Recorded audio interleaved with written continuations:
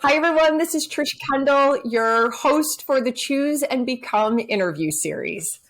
I made 5 critical choices on my journey from the pit of despair to the peak of success, what I consider true success, enduring success. And those 5 choices that I made were to pick up the phone when my sister called, to commit to a 2-way agreement, to build trust in myself and inspire the trust of others, to create community and belonging. And then finally, I chose to embrace my boundless capacity to give love and to receive love.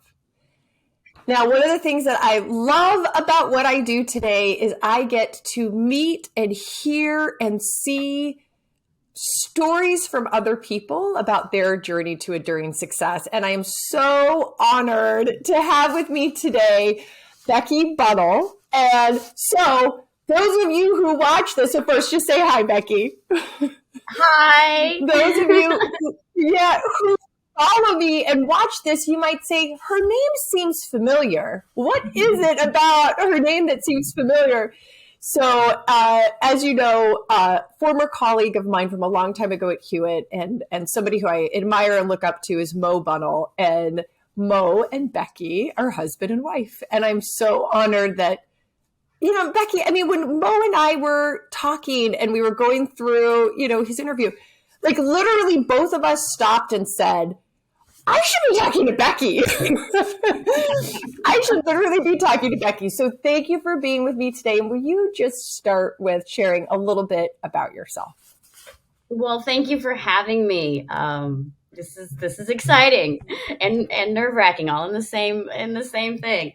But gosh, where to start? So grew up in Indiana, same as Mo, and I grew up in a large family, 10 brothers and sisters, on a farm in Indiana. From there, went through college, and then right after college moved to Atlanta, Georgia, and we've been here now for over 30 years.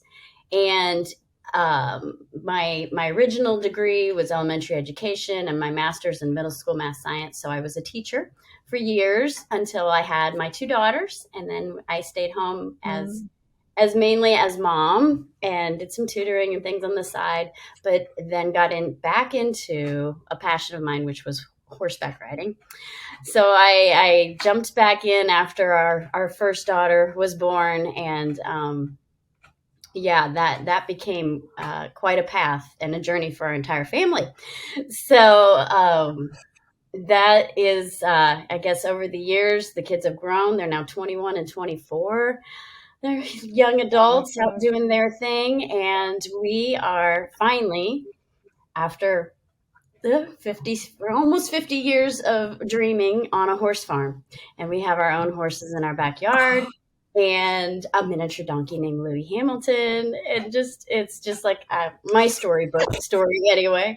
But we also then, our main focus with these animals, and specifically the horses and the donkey, is equine assisted therapy.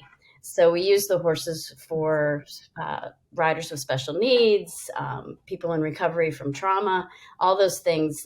These horses come to the table to help me with. And I became certified as a therapeutic riding instructor. So I left the classroom for good and created my new classroom in the arena with my horses.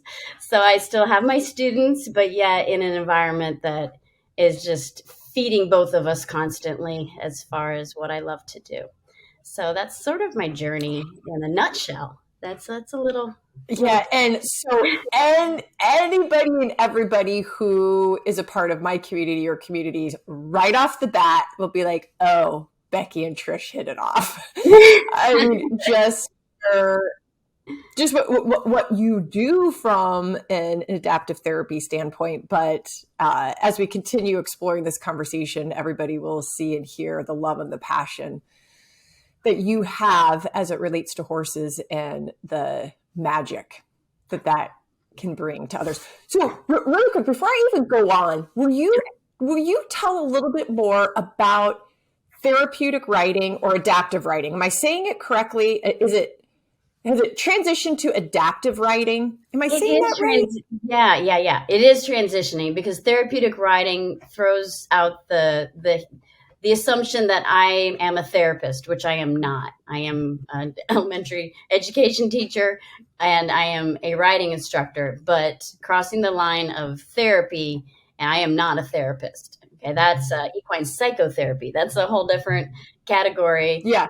where it has to be the sessions are run by a licensed mental health professional or someone that is a counselor, has a degree in that area, and I do not have that. So we're transitioning away from calling it therapeutic riding to adaptive riding, because I teach riding, I teach riding skills.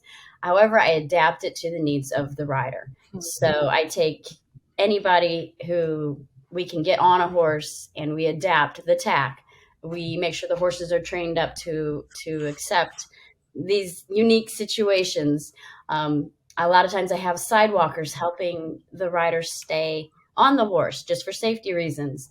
We have a person leading the horse so that they control the speed and the movement of the horse in a way that is safe for everyone. So it takes a village to do adaptive riding, and that's the part that makes it even more fun, because it is a community that's come out of it that I really never expected it to be as big as it is. But it's, yeah, so those are the basic differences. And then there's also hippotherapy, which is using the horse for its movement, but it's then the sessions are instructed by a physical therapist or occupational therapist or a speech therapist. So that's another category of equine assisted therapies. Yeah. So basically, it's so fascinating to me. Yeah. Yeah. So now, those are it is, and you gave us a quick version of where you have got to today. And what I'd like to dive in first on is, we all have our own definition of ultimate success. What I view as success, what you view as success. Will you just share a little bit with us about what enduring success means to you? Like creating enduring success. What does that mean to you? Yeah, that's a good one. Enduring success. The word enduring. I am a fan of endurance sports. I look at the long game all the time. Enduring, it is not a race. It is something you have to be able to sustain. And I can't that was brought back to my attention this spring. We can touch on that later. About yes, or whenever you want. That would be. Yeah, the long game, like I said, not a sprint. And sometimes we push ourselves to a limit, and our bodies will say enough. And mine this spring, I was diagnosed with breast cancer. So I was pushing hard. I finally, we got this horse farm. I'm building this equine therapy, equine assisted, equine therapeutic program, and just really excited about what I'm doing, but also working, and it became this sprint. And I had the awakening this spring that this is not a sprint. This is for the long haul. So let's find things and ways to make it sustainable. You can still feel your success with the program, but take care of yourself and and and look for ways, rather than I guess looking for ways to just enhance your wellness. So looking for ways to lift your heart, looking for ways to strengthen your body, looking for ways to clear your mind.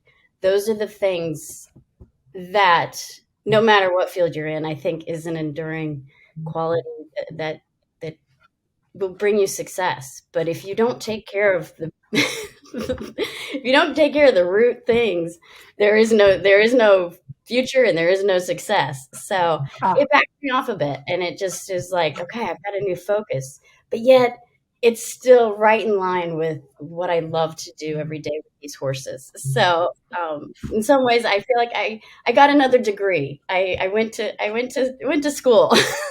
Yeah, right. Like the real life experience school. Right. Yeah, life experience school, exactly. So and the trauma that is involved in a diagnosis like that and the treatment of that, backing up one step further, in our equine therapy program, we have a special we offer special sessions for breast cancer survivors. So we use the horses in their recovery. We've done this for over 3 years now. So I've been working very closely with these ladies in their recovery from the radiation, from the chemo, from the surgeries, and trying to help them find peace again as far as their anxiety is through the roof. They have PTSD from these things. And again, I am not a therapist. However, I can, through a pretty set curriculum, walk these women through working with the horse, how to synchronize your breathing with the horse, how to absorb the entire movement of the horse, how to strengthen your body again, how to trust again, how to do something out of your comfort zone, how to clear your mind. Riding a horse definitely can be mind clearing because you're just thinking about exactly what you're doing at the moment. Working with these women, I feel like I had some good knowledge going into my diagnosis, and they were such a great support group, working through this piece of it myself. And even with all of that, though, I had no idea how traumatic this experience was going to be. It was just, you can go in prepared, you can go in with support, and it's still awful. So, but I feel like through it all, I've took away some more life lessons, and I've got to learn from it and keep myself healthy. And the one thing I did learn about cancer, I think, is that it never truly goes away. It is now forever on your mind, in your brain, and that's the piece I didn't understand fully in working with these women. I'm like, well, why can't you just move on? Why can't, you're past it now. Why can't you just move on? I see now. It's very hard to and now you have that experience, and so it elevates your ability to put yourself in their shoes. Right. Very much so. So sorry about that. It always surprises me when it pulls up the waterworks. Oh, I embrace your authenticity and vulnerability. So a couple things. Yeah. I think about the first critical choice I made on my journey, and I want to loop us here for a minute and get your perspective. For me, it was to pick up the phone when my sister called that day. And most people know my story, so we're not going to get into it. I believe, and I have heard from you in our conversations, that we all make first choices. We all make first choices, whether it's practical or profound, and success begins with making that first choice. And as you reflect on your journey to where you are today, to this enduring success, is there a first choice that you would share that you've made? Wow. I feel like we are constantly making them over and over again because you get thrown curveballs in life and you're like, okay, we're resilience check to see exactly what you're made of. I would have to say my first choice, the first time I remember making a definite choice was probably in high school, where this is a whole nother path, but growing up and observing what was going on in my household. There's 11, I have 10 siblings. It's a very large family. We're on a farm. Witnessing some hard things in life, abuse-wise, and just knowing in high school, I was like, I am not going to end up in the same boat. I am going to make my life different. I am going to go to college. I am going to get a career, and I am going to move someplace warmer because Indiana was so cold. So I love the specificity. that played up right there at the top of I got to get somewhere warmer where the sun shines a little more. Sorry, Indiana. Yeah, Yeah. so I can remember then just deciding I am going to college, and I was on me to pay for it and work my way through. But I knew that that was going to be the first stepping stone to enduring success. I needed my education. So went after that, and then met Mo, and we ended up getting married right after I graduated. So thinking I'm all grown up at 22. Woohoo! I God, right? How young? That's how long we've been married. And now that I have a 21 and 24-year-old, I'm like, wow, how I can't imagine them married right now. Forever, Right. forever. Right. So we did that, and we did not have jobs, and we moved to Atlanta and found some temporary jobs while we were here before we each found something in our fields. I became a teacher, and he was an actuary, and that's where that started. But and then just as we marched through life, constantly choosing for our children how do we want their lives to be even better than ours? How the millions of choices that's involved with just being a parent, and parenting was a lot harder than I thought. I grew up with such a big family, thinking 2 kids, no problem. I want 4. Now I had 1, and I was like, wow, this is really hard. It's really hard. So I think not knowing all the labels for everything now about a diagnosis, but that's when I leaned on horses, and I was like, I've got to get back to the horse. The horse, for some reason, brings me the peace and grounding that I need to be a parent, and that was hard. So choosing again to listen to your heart and follow the thing that is calling you. Thankfully, I have a wonderful husband who allowed me to go chase that dream, and it's crazy horse stuff. Yeah, right. go chasing my horses. So we ended up adopting this rescue horse, and it kind of snowballed from there. But again, another choice. Just always, even then with this cancer. Yeah. Not quite as easy just to choose to move on. It's something different. It gets inside of you in a different way than an external something working on you. Say your environment, abusive situations. I don't know. It's something that sort of grows inside of you. So this is a different kind of battle, and it's testing my resilience in that way, in a new way, as far as trying to figure out how to balance this anxiety versus you're finding ways to live and be well.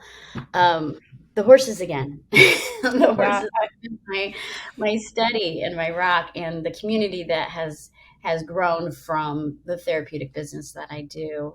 They've all been just amazing in their support of me and the program, and helping me wherever is needed. All of that. But again, gosh, choices just to get this farm, choices to set up this program. So many decisions. Hard to know where the first one came from, but I feel like we just keep making them over and over and over again. And you just crystallized how I feel, because I do feel that way, and I've experienced that there's a series of first choices that are made at different times, in our lives. And I appreciate how you start with, it was a choice that I was going to go to college. And I bet, like, when we won't dissect this. This is just in my brain for other people that are listening to this. It's like that choice then creates the other choices, so that's what I'm going to do. And so therefore that's going to be my compass, my North Star to the other choices that I'm making, and I just think each of us has the ability to make these choices, but sometimes it's hard, right? It's hard to make first choices. And Becky and I are here just to tell you to make them, to make them.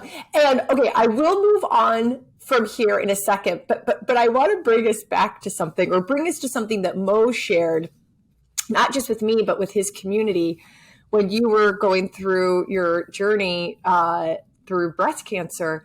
You chose to participate in that mule riding Oh, exhibition. And oh I'm not my even God. saying it right. I'm not even saying it right, but I am so beyond floored by what you Okay. did. So could you just tell me Oh, a little bit about I it? would love to tell you about this. So as I told you, I'm a fan of endurance sports. I was a cross country runner. I competed with my horses in endurance riding, and we have this sweet donkey, Louis Hamilton. He's a miniature donkey, and through a book, Running with Sherman is the book that where I Okay. first learned about pack burro racing. So pack burro racing takes place mainly out west because it's a big sport out there. It comes from the gold mining days where people would take their burros up into the hills, mine for gold, and then race back to town with their gold to claim their stake. So this is still a sport that is alive and well out west, even though we're not mining for gold. But you run with a burro um, off into the hills and back to town. And the burro carries all the mining equipment. So it has 30 pounds of mining equipment on its back in a pack. And you run with this burro. I did a 15-mile race. There's also the 30-mile race. And these take place in all kinds of small towns out west, especially Wow. months. But running with a burro, if you've ever spent time with a donkey, oh my gosh, the life lessons learned, that they are the best teachers ever, and they're so freaking smart that you can't just push them around and make them do the things that you want them to do. It has to be, you got to work as partners. You've got to work as partners. So this race took place out in Fairplay, Colorado, and so you start at 10,000 feet. So elevation. I'm coming from Atlanta. Elevation was and the altitude up there is something. And then you race to an even higher point, and you run back to town. Um, and Wow. this was on the heels, or this was, we've been planning this trip with some really good friends for almost a year, and then I got hit with the breast cancer, and I'm like, oh man. So working through my recovery of that, got through radiation, and then I got hit by COVID really bad. So this is in June. The race is in July. I have yet to start training. I can't run. I'm so fatigued. I'm just so, everything's so hard. So I start with some walking. I'm like, I am going to get up and I'm going to go. So we start with some walking. We start with some running, and I was, you actually rent burros out there to do this. So I did not trek my own donkey out there. So the burros are trained and ready as far as their fitness level. So my burro was fine and working well out west. And I was in contact with the woman that owns them. And I'm like, these are the setbacks I've had. Can I still do this? Is this going to be okay? Will I make it? And she goes, I've paired you with a donkey that is very independent and pretty forgiving. So I think this will work. So I'm like, oh, thank you. Anyway, so we get out there, and yeah, and we get to the start. Gun goes off, and there's 90 people running with their burros. I would love to show you a clip of the start. I mean, it just says, Oh my God. and a lot of these runners are ultra marathoners. Like, this is a serious thing. Wow.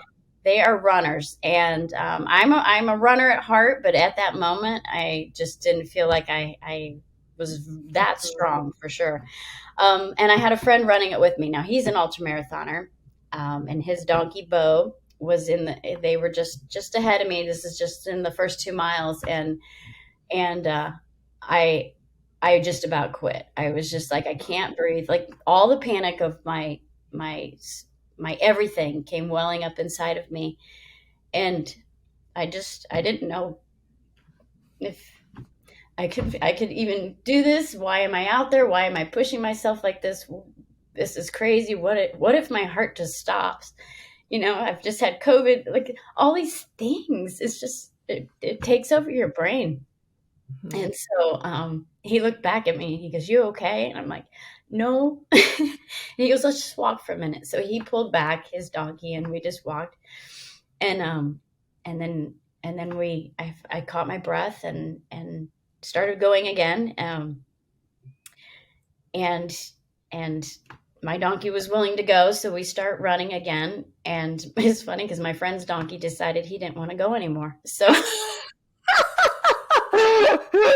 marathoning buddy who pulled back to help me lost the momentum of his donkey, and his donkey decided that he was didn't want to go Yeah. anymore.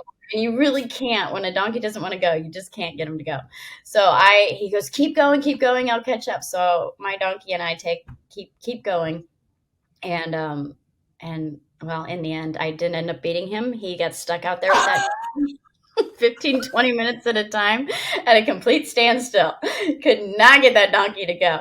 So this is the sport. This is the sport of the donkeys. Great. For one, will be donkeys, but they also are trying to teach you how to get yourself in check and what you need to do to make this relationship work. Like it was just such a learning experience. And same with my donkey. My donkey was not super easy either. We had to take our moments where we would just kind of spin in circles and she would come to a complete stop. And I'm like, "But we're only halfway." And she's like, "I don't care."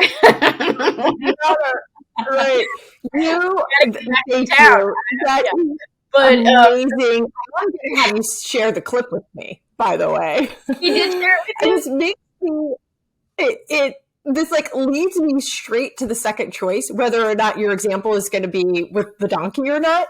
Yeah. But literally, this leads me to the second critical choice is committing to a two-way agreement. So I experienced the power of committing to a two-way agreement. Like when two entities, two parties, whoever, I keep thinking because of the donkey story, which is so funny, but two entities coming together or two people, whatever, and with the intent of giving and receiving in order to achieve a desired outcome. Mm-hmm. And for me, when I committed to the two-way agreement with my sister, I learned that actions that can start from, "Oh my God, I have to do this," can transform to, "I want to do this." Yeah. Can you share more of your thoughts as it relates to two-way agreements and what you get and what you give and what you get? Yeah. And I like what you said about when something, you feel like you have to do something and then it becomes a want. People might call me crazy. Like, why would you put yourself out there 15 miles with a donkey? There's no reason to do that. Actually, for some reason there was. And it just showed me that I can trust my body again. I can get out there and do the things that I love to do still. I was just kept pulling back a little more and being more timid and careful about everything I was doing. My riding, my work, my everything was like, everything became a little bit more scary. And this just put me out there and tested me to a limit. And I saw that I could succeed and trust my body again. So I'm like, well, now I can do anything again. This is great. But it did take a community. I had some very encouraging friends. Boy, they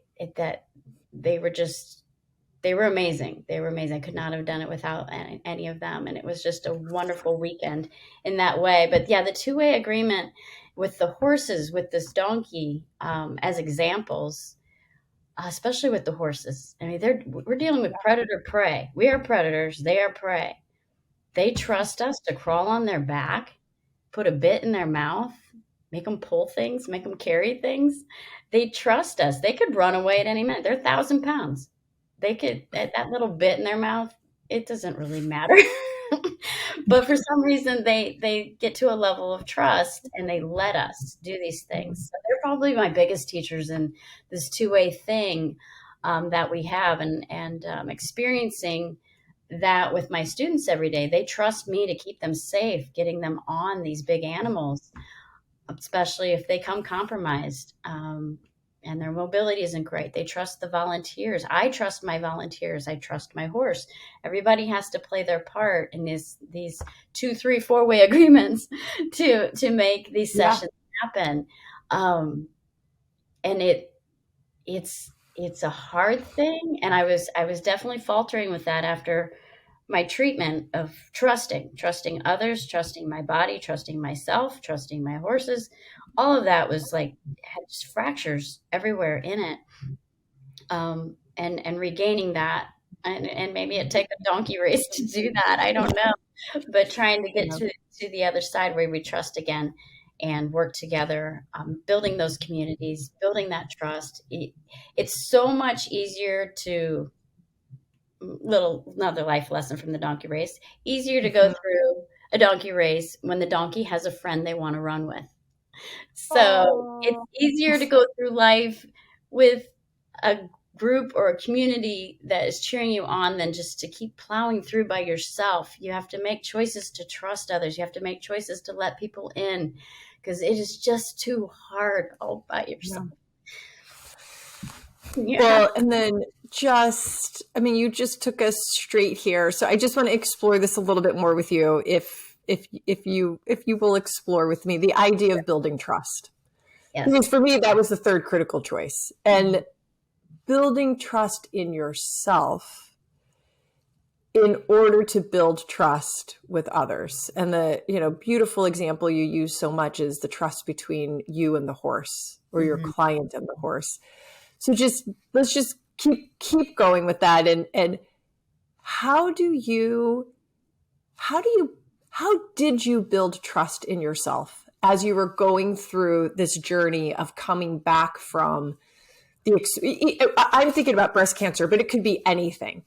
Just Right. Yeah. building trust again in yourself, building trust in yourself to say, I'm going to go to college. Like, I'm going to be the one to go to college, right? So just how do you build trust in yourself? That is a really good question because I still feel like I'm working on that one. That's hard. Oh goodness. It's almost like going off a high dive. I don't know. Mhm. It's the trust, the confidence. I feel like that's been just a lifelong battle for me, and um, thinking that I am special. I am important. I know these things. I have these experiences I can share. I am coming from a place of the education, the knowledge. I have that. Share it. But then I'm like, oh no. I'm not. I don't think I can do that. It just goes back and forth, back and forth. So I don't know. Other than again the community that keeps marching me forward, and I guess the relationships I've set up along the way to keep you moving forward, to make the choice over and over again that okay, I trust myself. Okay, I trust myself. Okay, you Yeah. can do this. You can do it's like I don't know. The internal cheerleader needs constantly needs constant attention. How do you earn the trust of the horse? A horse's number one need is safety. If they feel safe, they will move forward. If they feel like the trailer that I'm asking them to hop up on, is this a safe environment? Are you going to keep me safe? All Hmm. those they question everything about safety, and I have to prove to them through my daily care of them, through the people I put on their back, through the people that I let interact with them. Are you keeping me safe? I feel like I'm always on the line and they're watching because if I don't keep them safe in a certain situation, we go backwards. We go backwards with the trust, and I have to rebuild it. Hmm. So they're just always looking for safety, and I think that's true for me. If I don't feel safe, I really I don't trust the I don't I'm not it's not easy for me to trust other people anyway. And if Hmm. they prove that for some reason I was not in something unsafe happened, or my emotions were damaged, or my heart was broken, I really go backwards with my trust as well in them specifically, but it also, I take an inventory of all my other relationships, and I think, oh, maybe I better back this off. Maybe I better keep them at an arm's length. Can't let too Mhm. many people in. And so I struggle with that back and forth as well. And I can see that in the horses, and I think they've taught me how to Mm. make someone else feel safe. It's the same things we crave, same things I'm looking for in a relationship. And but you have to keep showing that. And it's not like you just win it and then you get to do whatever you want. This is an ongoing proving that I'm going to keep them safe in a hurricane. I'm going to get them out of the floodwaters in time. They look to me to keep them safe, and that's where the trust comes. And then they're willing to do all, uh, let kids play tambourines on their back, let me throw balls up in the air, let them be hit by balls, let them, the Right. kids ride in every direction on their back. They're screaming, they're doing fun, loud things, bubbles, whatever it is. And the horse is like, we're cool with that because we trust you that you are going to keep us safe in this situation. So I'm not going to light up like Mm. my inner spirit wants to do and just run from this situation. I'm going to trust you that you're going to keep me safe. And I Mm. think that's how they kind of work. And Yeah. And that is how we work as human beings. it is, right? I I mean, mean, there's just so many parallels. Yeah. completely. And you have said this, and my dear friend, June Gillis, who is actually Lily's horse riding teacher, who I've told you about, he Yes. says time and time again, riding horses is learning life. I mean, this is learning life. Yeah. And everything that you just said about creating a safe environment and earning trust and building trust. And I think some of it for me, when I project me into thinking about this, is choosing to show up with the intention of trusting, which is Hmm. incredibly hard for all the reasons that you and I talk about, whether that's fear or vulnerability or whatever it is. It's Right. hard to think about showing up with the intent to trust. The examples you just gave is the horses show up with the intent to trust. Like you've created this environment of safety, and I got you, and they remember that. It's a remembered thing. Hmm. It's a remembered Absolutely. thing, but you have to continue on. I want to keep going here because you brought up during the conversation with two-way agreement and building trust the idea of community. Community and belonging is a huge deal to me, and it's the fourth critical choice I made. When I was growing up, I didn't know community. I didn't have community. I didn't belong anywhere. I think we share some of those similarities of feelings. So I want to dive into this. Before we get into what community and belonging means to you today, will you go go the opposite direction with me for a second? And what does it feel like to not belong, to not have community and belonging? Oh, that is a lonely space for sure. And my personal experience, like growing up with 10 brothers and sisters, at a time when not many people had that many siblings, I felt like I was generations off from my peers because I was raised in a with so many older siblings. I'm 10th of 11, raised as the older ones. And there was just a lot that comes with such a large family, whereas none of my friends were in that situation. They had one or two siblings. Their family did a lot of family things, and um, go on little trips, and I don't know. Everything just seemed to in their houses a little more in control than Yeah. than our on our side. Well, 11 But kids, right? yeah, yeah, right. Yeah. But the belonging, I felt like I was always trying to find my place, trying to decide, I needed to go to college. Each time I was searching for me, searching for belonging, searching for something.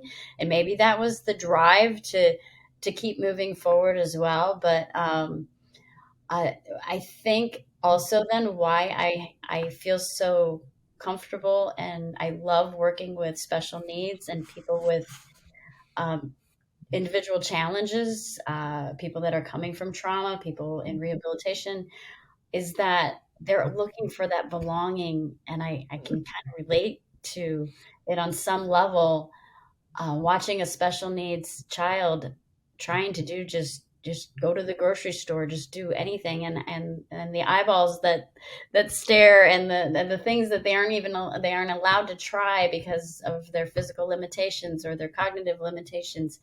I think we're getting a little more inclusive. I can see things branching out. I can see things opening up.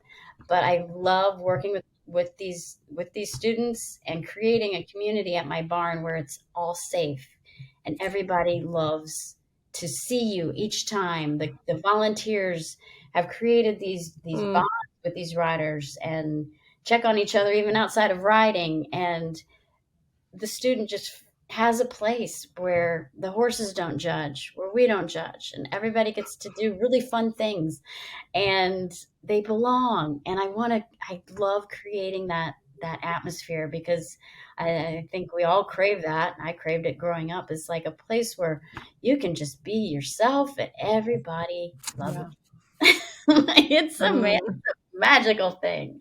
It is so magical. It is magical. It's magical. And I mean, now Lily, who's 12, who's been riding since she was 6, riding, she was taking little lessons when she was 6. And then, we went through this journey. And I mean, I think about the barn family. I think about how it doesn't matter what happens during her day. It doesn't matter. And she's had her, like, you have 2 daughters, right? We were both in school. Like, you always have those tough moments, especially as girls. And it doesn't matter. Like, she goes to the barn, she brushes the horses, she grooms them, she walks them, she rides in it. And it just all seems to just evaporate. And she's enveloped by this sense of belonging that she has helped create, and I just think that that's just so powerful. It does. And it's one of those, again, wellness activities that clears your mind. And when you clear your mind, you can feel your heart lift. And then it's exercise. It is, we call it being barn fit, like to tack that horse up and get that horse ready. You're almost exhausted before you even get on the horse. You've done so many things, the lifting and the grooming and all of that. So then you ride, and that is a very physical thing, and so good for our bodies to straddle, and the posture that you gain from it, the strengthening of your core, and just that rhythm that feeds into your body. That is also mind clearing. It just takes away the static for a bit, all the clutter, and you're just like, oh, and then you can actually feel your horse breathe, and it's like, wow, it's just so amazing. So I have always found that brings you back to center. It helps you find your center. Yeah. And when you find your center, it's easier to go to those places where you feel like you don't belong, because you're like, but I have me. I can count on me. I can trust me. Going forward, I've found my core. It gets shaken now and then, but you know how to go back and retrieve it. And that's a cool thing to know how to do. Yeah. I want to come spend time with you. I literally want to come. To go for a really long ride. I want to come to your farm. Just tell Mo I'm going to spend a couple of weeks there this summer. I got to learn how to ride again. No, I'm going to learn how to ride again here. And then I will go with you to a very mini, low-key mountain riding or endurance riding. So that's going to be continued. In our last 5 or so minutes, you bring me right to my 5th and most important choice that I made on my journey to finally understand what enduring success is and to create it. And that is to embrace my boundless capacity to give love and to receive love. And as you know, for me, the first time I fully made the choice to not withhold and to just show up and give it all is the day that I stepped in the stable with my daughter Lily to help take care of a pony. Such a There's all huge the stuff that step. goes into that. Oh my goodness. So as we go into the fifth choice, the distinction I want to make is love as an emotion, which isn't a choice. We like when our girls were born, or when your girls were born, or when my kids were born, I think we didn't choose to have this unfounding love for them, right? It just existed. So I'm Right. not talking about love as an emotion. I'm talking about love, the verb, the choice of giving it, however that manifests itself. It manifests in a whole bunch of different ways, and the choice to receive it back. So I want to explore this with you in a couple of ways. One would be when you think about when you have chosen to give all of your love, and how does that feel? Just how does it feel when you're doing it? Wow. That's a big one, because I don't think I knew how to do that. Maybe till recently. I mean, I've, yeah, that's how far back do we go with that one? But my lack of trust for people, I, I, I think giving love was easier than receiving it.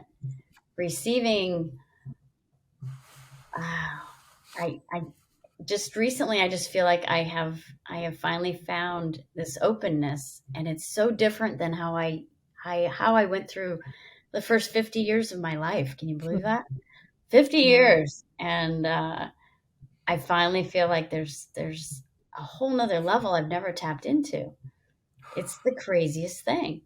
So how I got there, what that feels like, I'm still exploring it, but it's an inner calm and a center that I didn't. It's always been there, just didn't know how to tap into it. And it's amazing being so much more in the moment and not just in task mode or in making the next plan. I feel like I've just been on that track for so long, but now to just take a breath. And I think the cancer sat me on my butt, let others take care of me. The outpouring that we had from my therapeutic community, especially, and neighbors and friends, I just sat back and went, wow, what have I been missing? Look at you people. Like, really look at them. They want to give. They want to give love to me. I need to, like, open up and give back. And I know there's giving back. There's you take a meal to somebody, you do this, you do that, but there's this whole other level, this depth that you can go to, even in those little things where you can dig deeper into yourself. And it's amazing what you pull out for even just a short conversation. And the things that I was just like, all right, time to move on. Okay, move on. All right, next thing, and the next thing, the next thing, the next thing. It's always the next thing. Yeah. It's stopping, and in that moment, oh my gosh. And I swear it took me 50 years. Yes. And I think I haven't, I don't know if it's it, but I found a much happier, calmer self that I'm enjoying so much more. And I don't know if I should. I don't ever want to thank cancer, but sometimes we need to be set on our butt, I guess, and take a break and reevaluate. Um, I don't know. Well, I don't know what to And say about that. you had the space, and then you chose to use the space to reflect and be aware. And the words that you just used that hit me so hard is the love was there, it was just untapped. Yeah. And isn't that just It's how I weird. You, feel? you just you feel this opening. It's like you can physically feel it. It's such a cool thing. And I don't know how to show people. I don't know how to help them tap in. It's just, I don't know. You got to find it though. It's really cool. And I feel like And you are. You are helping people and showing people just through first off and foremost, me right now in this conversation, everyone that's going to listen to this conversation, but in your work, you show up in that way. And I think people can feel it and sense it. And that helps fuel their ability and desire to then show up or dip into this untapped ability to give and receive love. Yeah. And I feel like before breast cancer, I was getting there, and maybe that's why I was allowed to reflect a little in that situation. Old self would have been like, plow through it, get to the other side. We're going to keep going, get out of my way, kind of thing. The new self is was like, look at the world around me that I've just been missing. I just need to open my eyes, right in every person that I interact with every day. There's something there, and I was a steamroller before, and now I feel like everybody has a little something they leave with me, and you can build on it. It's pretty cool. I don't. Yeah, it's hard to explain. I know. Once you find it, You're like, you ever watch City Slickers? Yeah. Oh, yes. Come on. And the one thing. What's the one thing? I come back to that. Like, this is the one thing. This is the one thing. It is. That's awesome. So I believe with my whole heart of hearts that we create enduring success and fuel the success of those around us when we choose to do exactly what you are saying right now. We choose to show up, acknowledging this uncapped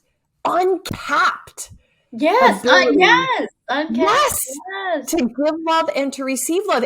And my call to action for everybody that's listening is to consider what would it mean? Like, imagine if you chose to show up just for, think about it as a day in every interaction with the spirit and the intent of giving all and receiving all.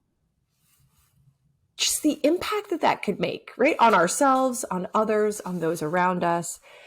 Becky, the fact that you said yes to just spending this time with me in this way fills my heart fully. Oh, well, I so enjoy talking to you, because your road and your path that you've navigated is unmatched with anybody I know. Your story, I think I sent you a note after I watched your one motivational speech, where you told your story, and for days upon days, that's all I thought about. And I thought, how does someone decide to move on, stand up, get past that, and then get to the point where you found the one thing? Like, I know. How does a person do that? Like, you are, I don't even know. I don't have words for you just walked us through it. Experienced. Mine's nothing. But it's all of our experiences. It is. Right.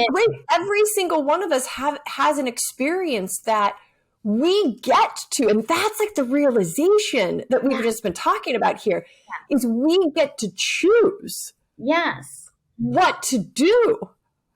And that is, to me, that is what was mind-boggling, is uncovering throughout my journey to get to where I am today, that each step along the way was a choice. Right. And we can make it. Yeah. Each of those. Everybody can commit to it. Everybody can make a first choice. Everybody and anyone can commit to a two-way agreement. Mm-hmm. Everybody can build trust. Everybody can create community and belonging. And everyone can choose the one thing. The one thing. Right?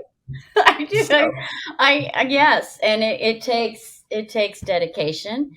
It takes commitment to yourself. It takes reevaluation constantly. Mm. You can't get stuck in a groove because that system will break down. Yep.